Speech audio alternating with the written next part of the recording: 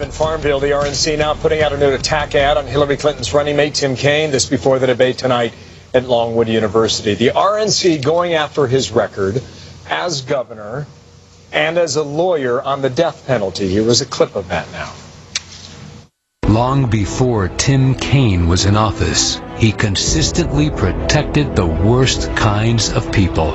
Lem Tuggle raped, sodomized, and murdered Jesse Geneva Havens after being paroled for murdering a 17-year-old girl. Tim Kaine defended him. Sean Spicer now, RNC Communications Director, with me now, and good morning to you. Good morning. It's a powerful ad. It is. What's it all about? Well, I think Tim Kaine likes to talk about his record in his past, but he doesn't like to talk about certain pieces. We need to remind people that this is what Tim Kaine did for a while.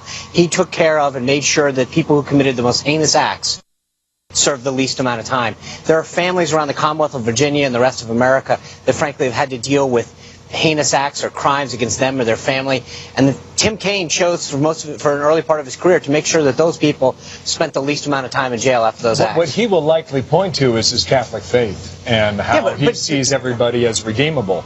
That's fine. That's why he made the decisions he did. That's fine, and I understand that, and I think the Lord teaches us to give, to forgive. There's no question that's a tenet of both Catholicism and Christianity as a whole. But there's a difference between spending your time making sure that those people serve the least amount of time. It wasn't that he believed in redemption.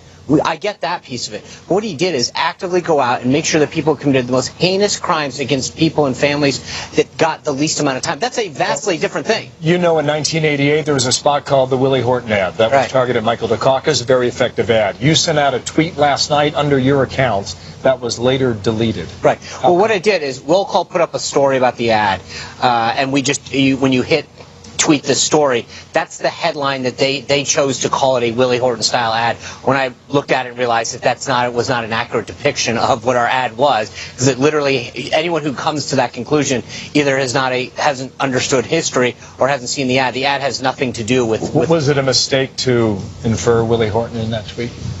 When I hit the button, yeah, absolutely. That's why I deleted it. I realized it was a mistake. I think Will Call, and we argued very strenuously with them, I think equally made a larger mistake, and frankly, of all people, the Huffington Post called them out on it and said this is ridiculous to equate this to Willie Horton. It's an ad about Tim Kaine's record. The folks in that, 3 out of the 4 of them are white. There is no racial overtones. There was no furlough program. There was no weekend pass, and this has nothing to do with that.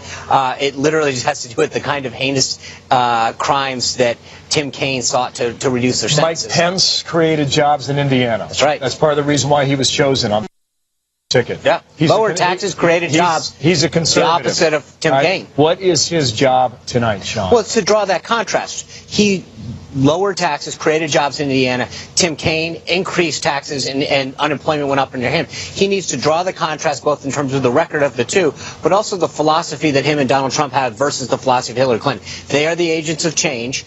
And Hillary Clinton and Tim Kaine are literally the epitome of the establishment and the status quo in Washington. If you're happy with Washington, that's your ticket. If you're ready for change, it's Donald Trump, Mike Pence. Quickly, we're in a battleground state. What's the state of the race, do you believe, in Virginia right now? Oh, I think it's very tight. If you look back... You don't believe the polls? It shows she's up by several points? Oh, no. I think that she's probably up a point or two. There's no question about it right now. We've got an amazing ground game here in Virginia. But look, you look back on the Cuccinelli race, the Gillespie race, this state closes quick, and the people of the Commonwealth of Virginia are ready for change, whether it's Southwest, Tidewater, or up in Northern Virginia. They're ready for change, and I think that Virginia's going to come into our column. Thank you for your time today. You bet. Sean Spicer with the RNC. Thank you.